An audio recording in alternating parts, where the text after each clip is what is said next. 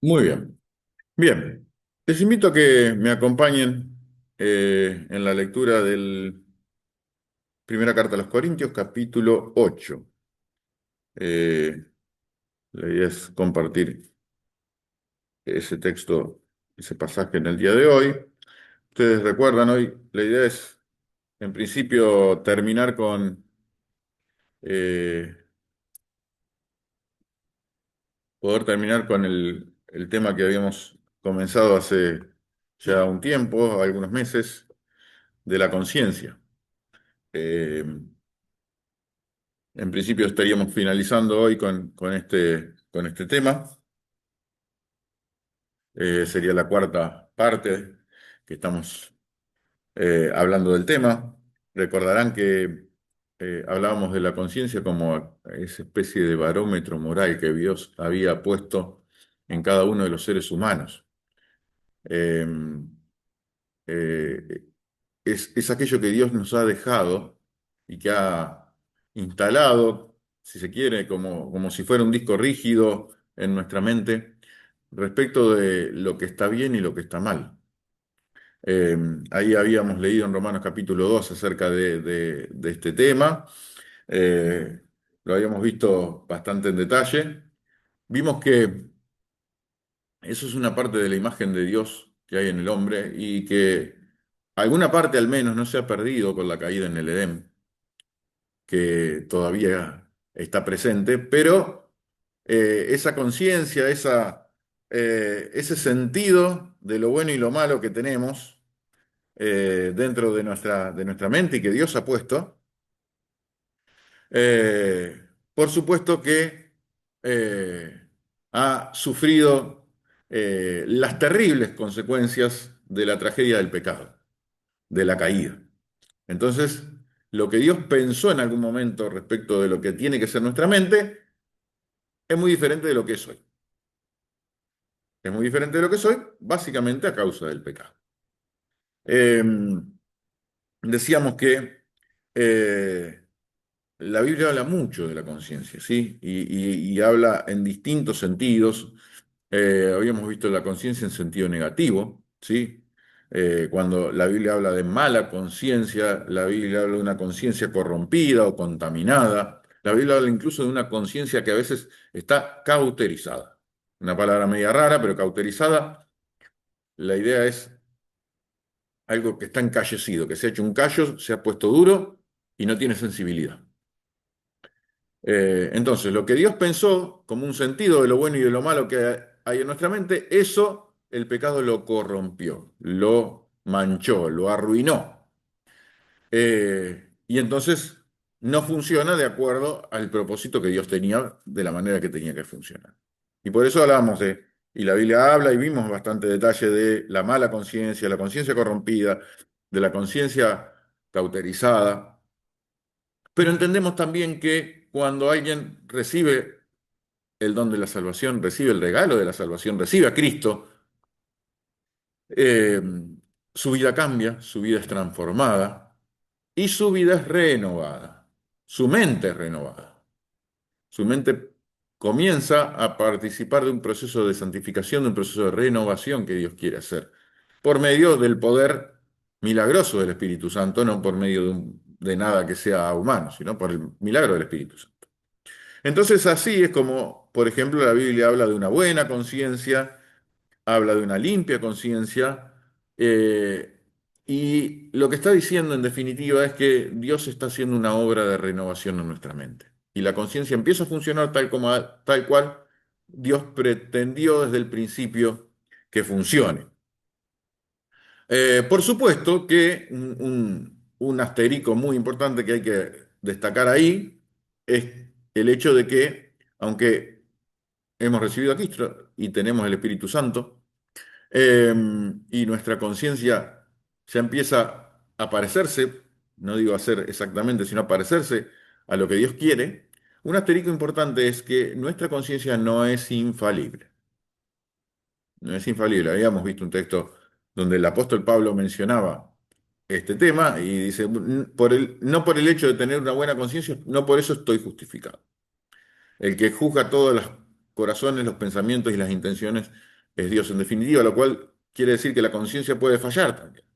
Puede fallar porque todavía no hemos sido transformados al 100%, ¿sí? Entonces no es infalible y hay que entender eso y someterlo eso al escrutinio, si se quiere, de la persona de Dios en nuestra vida, en nuestro corazón, en nuestra comunión con Dios. Pero sí, si bien no es infalible, es un indicador importante de que estamos haciendo las cosas bien.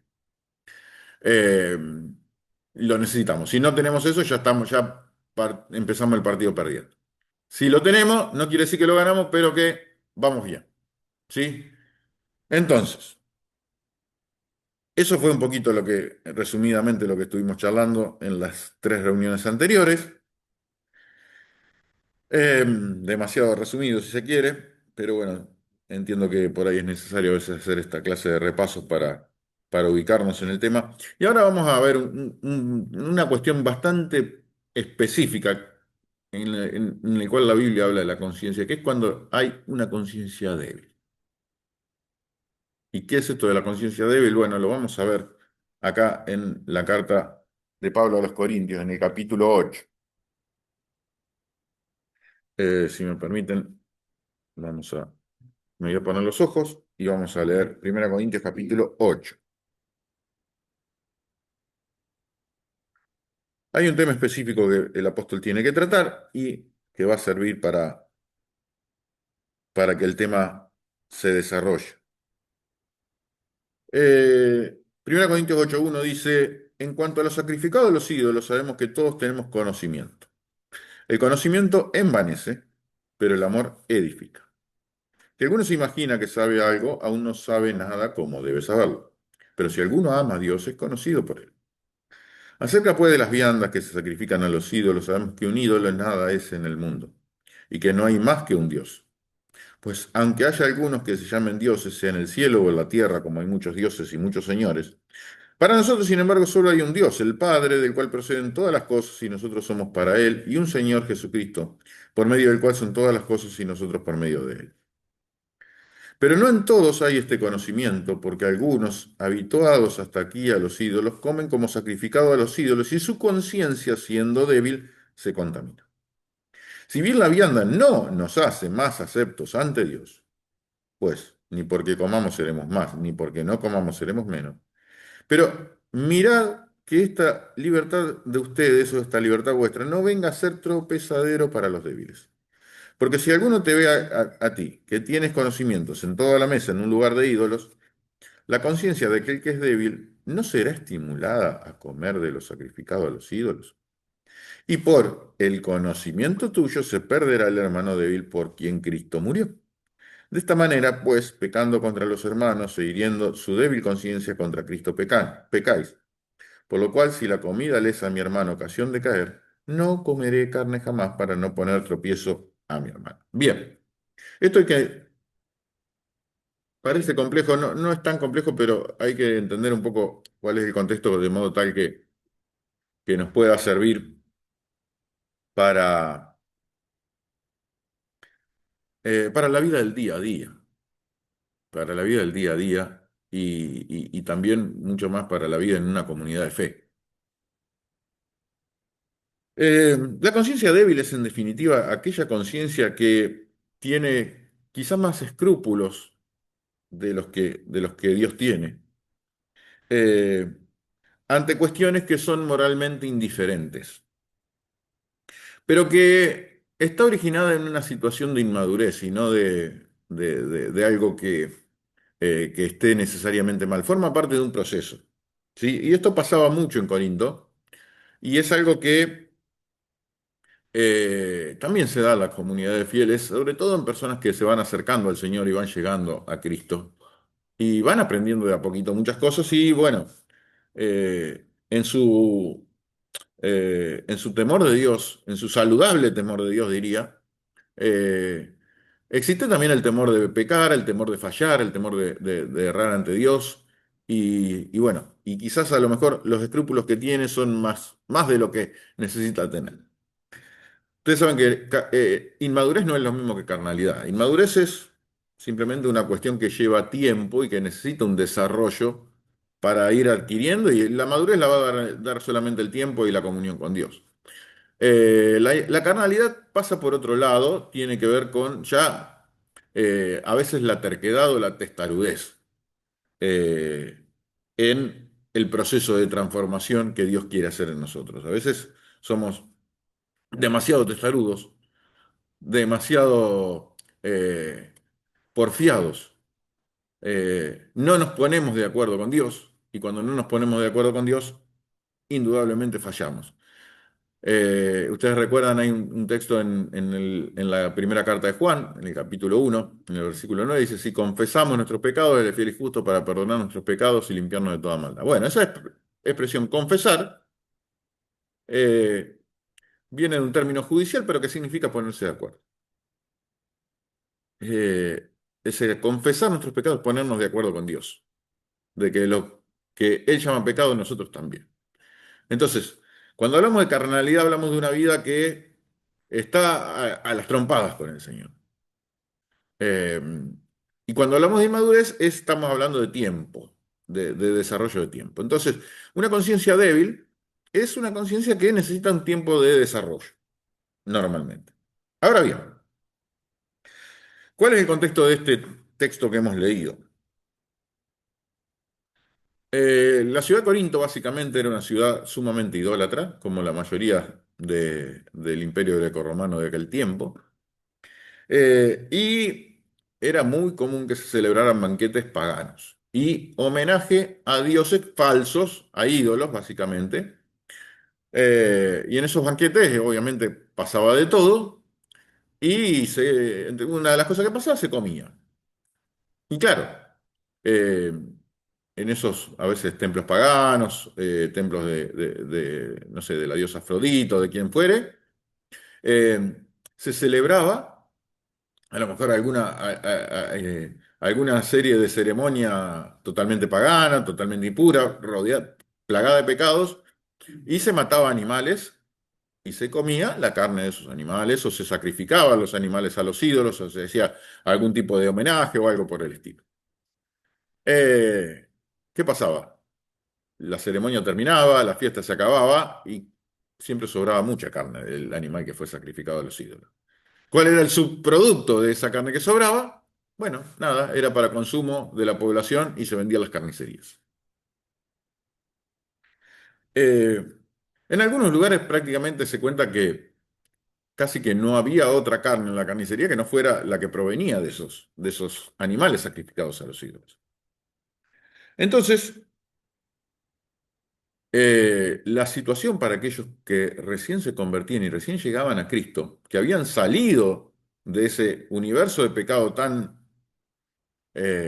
violento, por así decirlo, que tanto daño hacía, al haber salido de ahí, claro, ellos se daban cuenta de dónde habían estado metidos, de dónde lo había sacado Cristo, y decían: che, si yo tengo que comer algo de carne que fue sacrificada a los ídolos, yo no lo hago ni loco. Este animal fue sacrificado a un ídolo, eso se generó una catarata de pecados interminable. Eh, no, no, yo no puedo comer esa carne. Este animal está contaminado. Bien, ese era el escrúpulo que muchas personas tenían en ese momento. Que se parece a veces a algunas cuestiones que a veces nos surgen, y que esto ejemplifica muy bien de qué manera podemos trazar un paralelo y conducirnos en el día a día. Entonces Pablo va a ir sentando las bases, y este pasaje lo explica muy bien. Vamos a ver si podemos llegar a explicarlo o a comentarlo en su mayoría. Él sienta la base, y es buenísimo como arranca, porque en el versículo 1 da una máxima fundamental que debería servirnos a todos para analizar cualquier situación que tengamos, ¿no? Dice: el conocimiento envanece, pero el amor edifica. Eh, y por eso dice después, bueno, y va a desarrollar lo que tiene para decir respecto de los ídolos y respecto de la carne sacrificada, de animales sacrificados a los ídolos. Eh, Todos sabían que el mero acto de ofrecer carne a un ídolo no produce ningún tipo de cambio en el sabor de la carne, en el valor nutritivo. Eh, y, y también Pablo plantea, y lo plantea en el versículo 4 con mucha claridad, que un ídolo nada es en el mundo y que hay un solo Dios. Entonces, si un ídolo no es nada en el mundo, si hay un solo Dios, eh, es absolutamente indiferente de dónde viene la carne que vamos a comer. Eso es lo que plantea. Ahora, esto no es suficiente y hay un montón de otras aristas a considerar, porque si no sería muy fácil, muy sencillo, pero se generarían muchas discusiones. A veces se generan igual, lamentablemente, pero se generarían muchas discusiones inútiles. Eh, Porque el conocimiento en sí mismo no es una guía suficiente, si bien nos ayuda, es mejor saber que no saber siempre, pero no es una guía suficiente en esta clase de cuestiones, en esta clase de situaciones.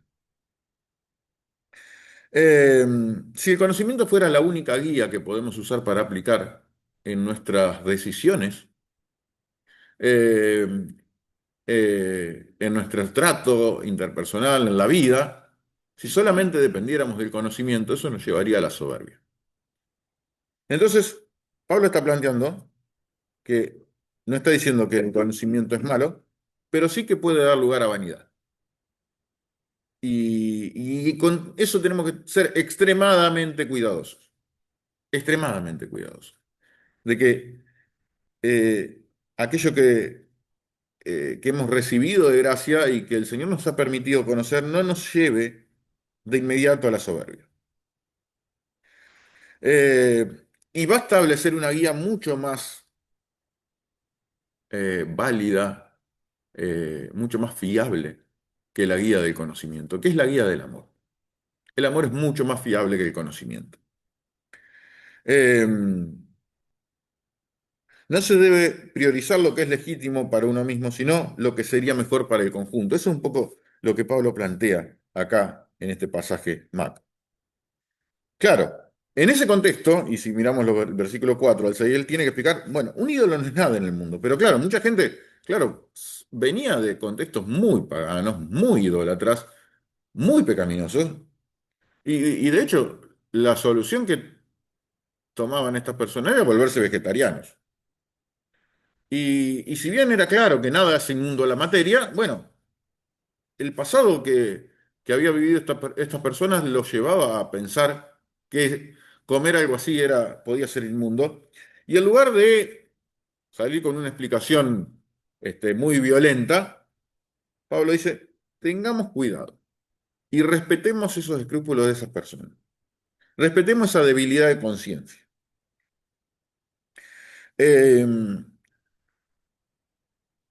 Quien se abstiene de determinadas cosas o prácticas por considerarlas pecaminosas cuando en realidad no lo son, o cuando en realidad son neutras, bueno, quizás tenga una conciencia débil, pero eso debe ser tratado con extremo cuidado.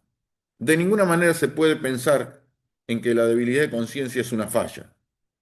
La debilidad de conciencia puede tener un origen y quien considera que no tiene esa debilidad de conciencia, bueno, debe ser extremadamente cuidadoso en su trato con las personas que lo rodean. Eh, la comida en sí misma, lo va a decir Pablo, bueno, no en todos hay este conocimiento, dice el versículo 7.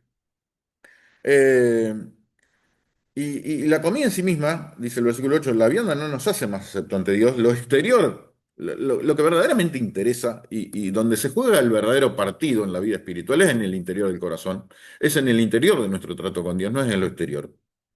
Lo exterior va a ser consecuencia de lo que hay en el interior.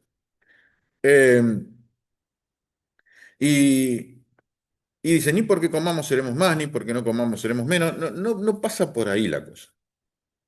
La comida en sí misma no es lo importante ante Dios. Privarnos de una comida determinada no nos va a dar el favor delante de Dios, como tampoco participar nos va a hacer mejores cristianos. Pero bueno, en aquellos creyentes que recién llegaban al Señor, bueno, muchas veces eso no estaba presente y es lógico que no esté, no tiene absolutamente nada malo que así sea. Lleva tiempo comprender lo que significa la libertad en Cristo, mucho más procediendo de la vida de idolatría que existía en Corinto en aquel tiempo. Entonces, claro, pasaba así que había personas que creían que estaban cometiendo idolatría como cuando comían esa carne sacrificada a los ídolos, pues pensaban en el ídolo como una realidad y por eso su débil conciencia se contaminaba. Pablo le sienta la base y dice, no, un ídolo no es nada en el mundo. Pero ojo, ojo, porque si vos esto lo entendiste, pero el que está al lado todavía está pasando por ese proceso, espera, tenés que ser un poquito más respetuoso. Tenés que entender y respetar la conciencia que tiene ese hermano. Tenés que respetar la conciencia que tiene. Entonces, ¿qué ocurre? Dice, fíjate, dice el versículo 9, que tu libertad no se vuelva un tropezadero para los débiles. Ahí está el problema. Si alguno te ve a vos, que tenés conocimiento, dice el versículo 10, sentado a la mesa en lugar de ídolos, la conciencia de aquel que es débil se estimula a comer lo sacrificado para los ídolos. Y si esa persona que piensa que eso es pecaminoso lo hace en contra y violentando su propia conciencia, estaría pecando. ¿Se entiende a dónde vamos? Porque su propia conciencia le dice algo y él está haciendo algo totalmente en contra. Entonces ahí hay un conflicto en su mente, en su interior, y ese conflicto, dice Pablo, hay que evitarlo. Ese conflicto vos tenés que tratar de evitar ser tropiezo y que esa persona entre en un conflicto interno que lo lleve a que su conciencia lo acuse de haber cometido algún pecado. Entonces, dice, si vos te pones a comer esa carne delante de alguien que piensa que eso está mal o que es un acto de idolatría, no lo hagas. No lo pienso hacer jamás, dice el apóstol, porque voy a ser un tropiezo, voy a ser una molestia para la conciencia de este hermano. No para mi conciencia, sino para la conciencia de ese hermano débil, por quien Cristo murió, dice. Eh, Dice, y por el conocimiento tuyo, y por el conocimiento tuyo se perderá el hermano débil por quien Cristo murió. Cuando habla de pérdida, no habla de pérdida de salvación, ¿sí? Aclaramos. Habla de la pérdida del bienestar que significa la comunión con Dios y la comunión con los hermanos, ¿sí? Estamos hablando de eso, no es pérdida de salvación. Eh, pero dice, de esta manera, pues, ahí sí, vos pecás contra los hermanos, porque herís su débil conciencia, dice el versículo 12. Esto lo podemos poner en términos muy sencillos, muy claros, con un ejemplo paralelo que nos puede resultar claro en las cosas que pasan en nuestros días. Por ejemplo, una persona ha tenido durante su vida problemas con el alcohol, serios problemas con el alcohol, y llega a Cristo, se convierte. Usted sabe que una persona que ha tenido problemas con el alcohol muchas veces no puede tomar ni siquiera una gota de alcohol. Entonces yo digo, bueno, yo tomar un vinito, la comida, un vasito de vino, no me hace nada, está perfecto. Y lo entendemos, sabemos que eso es claro, no hay ningún problema. Moralmente, si se quiere, es neutro. Pero, ¿qué pasa si yo voy a participar de una comida con un hermano que tuvo en su pasado reciente o no tan reciente problemas con el alcohol? Mi copita de vino, mi vasito de vino, sería una tentación, un problema, una situación bajo la cual este hermano estaría eh, en una situación de conciencia bastante difícil, bastante compleja, y mi libertad puede generar un tropiezo para este hermano. Entonces, hay algo que está más arriba y que es superior a un hecho objetivo de si algo es pecado o no es pecado. Por supuesto que hay una cuestión que es objetiva, de cuestiones que son pecaminosas o no lo son. Pero más arriba que eso, eh, hay un principio superior, que es el principio del amor. Y por eso podemos decir, sin temor a equivocarnos, a la luz de este pasaje, a la luz de otro pasaje ahí en 1 Corintios capítulo 10 que vamos a leer, a la luz de Romanos capítulo 14, que es un capítulo larguísimo, que trata este tema, si se quiere, de una forma aún más amplia y más profunda. Yo elegí este porque es un poco más breve. Eh, a la luz de eso, podemos decir sin temor a equivocarnos que el amor limita la libertad. Que el único límite que podemos tener a la libertad que Cristo nos ha dado es el amor. Y sí, somos libres para un montón de cosas. Por supuesto que somos libres para todo, hasta para pecar, ¿no? Eh, pero obviamente que seremos juzgados delante de Dios. Ahora, dentro de nuestra libertad y de las cosas que no son pecaminosas, también debemos ser cuidadosos, no solo con las cosas que sí son pecado, sino también con lo que no es pecado, pero puede afectar la conciencia débil de algún hermano. Creo que esto todos lo podemos entender, pero a veces eh, cuesta y a veces nuestra propia testarudez o deseo de disfrutar de las cosas que uno puede llegar a disfrutar pueden terminar haciendo mucho daño. Eh, por supuesto, un cristiano que quizás tenga algún grado mayor de conocimiento puede causar un mal terrible a un creyente de conciencia débil si practica lo que el otro considera que es un pecado. No sé, en países de Centroamérica, por ejemplo, consideran algo nefasto jugar al dominó, por ejemplo. Y bueno, y uno dice, en juego el dominó, ¿qué tiene que jugar al dominó? Y bueno, eh, por supuesto que no se trata también de satisfacer todo tipo de escrúpulos, pero sí decir, bueno, che, si estos hermanos esto lo consideran, no me voy a poner a hacer una discusión teológica sobre el dominó. Paro acá la mano, no me voy a jugar una partida de dominó, esto no me va a cambiar la vida, y se acabó.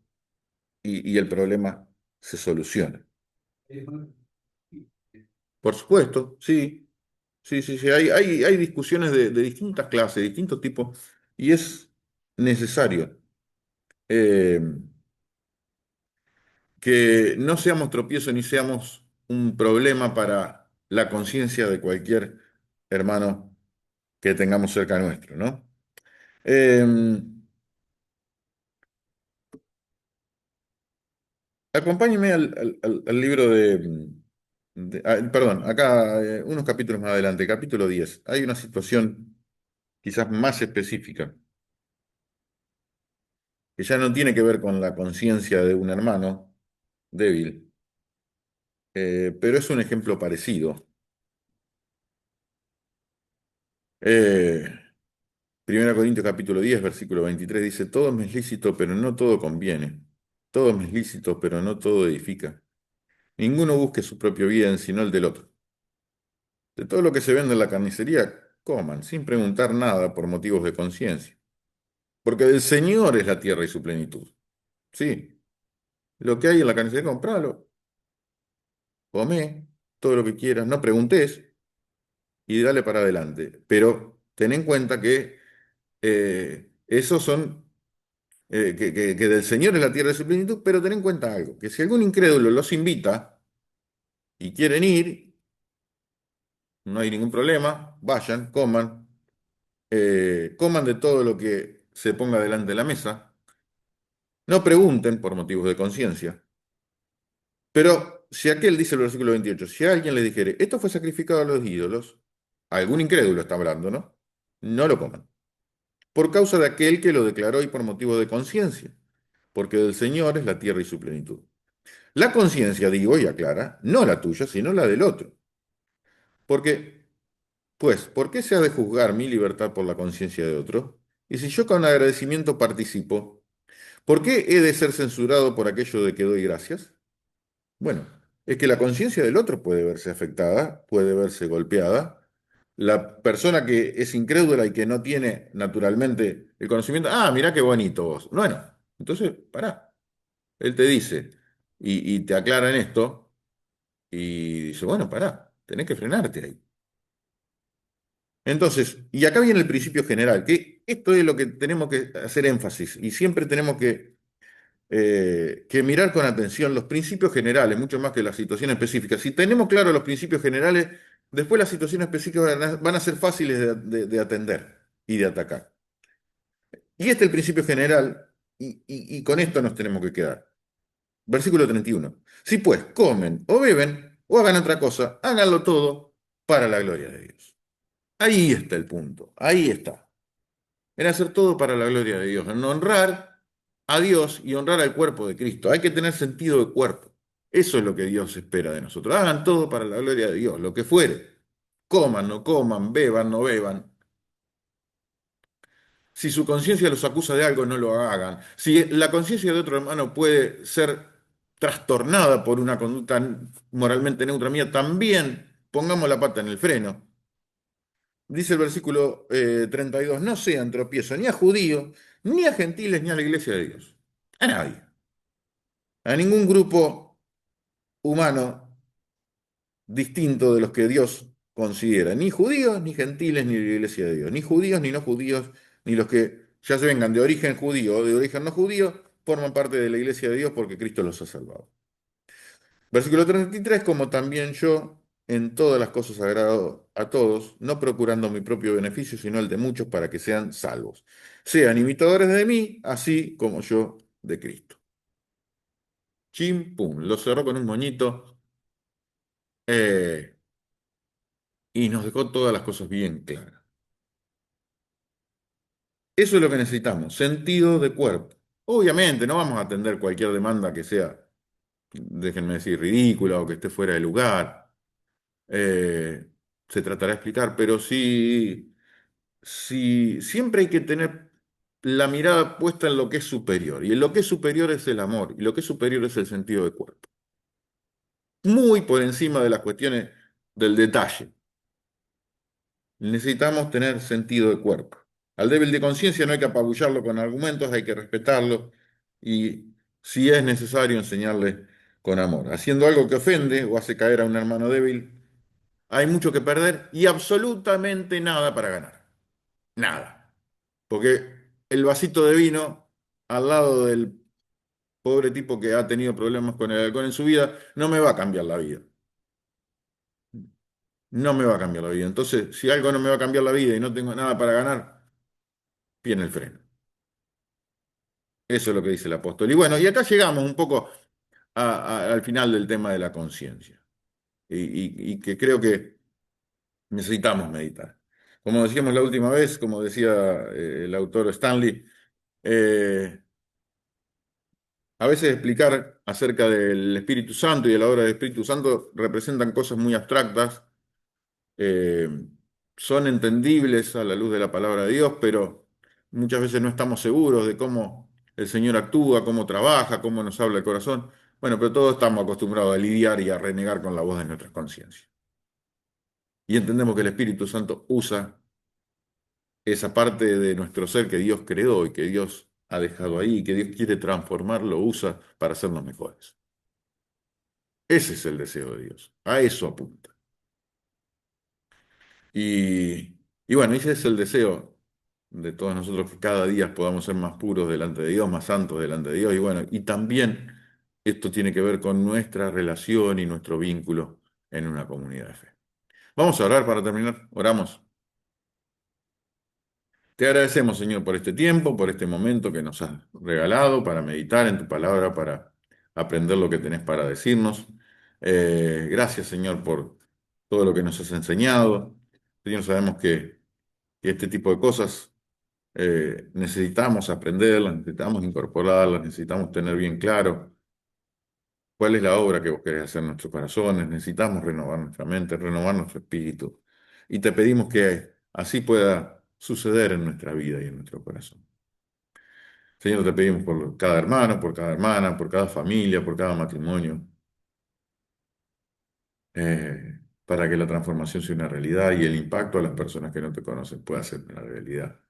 De modo tal que cada día más personas se puedan acercar y puedan llegar a tus pies. Señor, lo ponemos todo en tus benditas manos. Te damos las muchas gracias por todo. En el nombre de Cristo Jesús. Amén. Muy bien. Terminamos con esta parte. Paramos acá la grabación.